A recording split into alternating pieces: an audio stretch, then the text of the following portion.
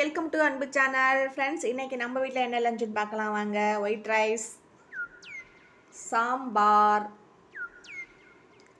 தக்காளி ரசம், புடலங்காய் கூட்டு,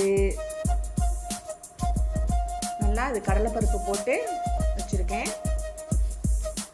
அடுத்து கேரட் பொரியல், குடமிளகாய் பிரட்டல், பாசிப்பருப்பு செவ்வரிசி பாயாசம், அப்பளம்.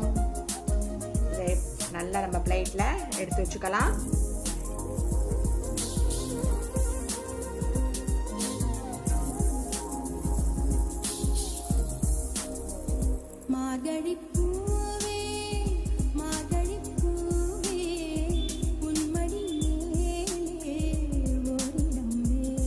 சாப்பாடு ரெடி.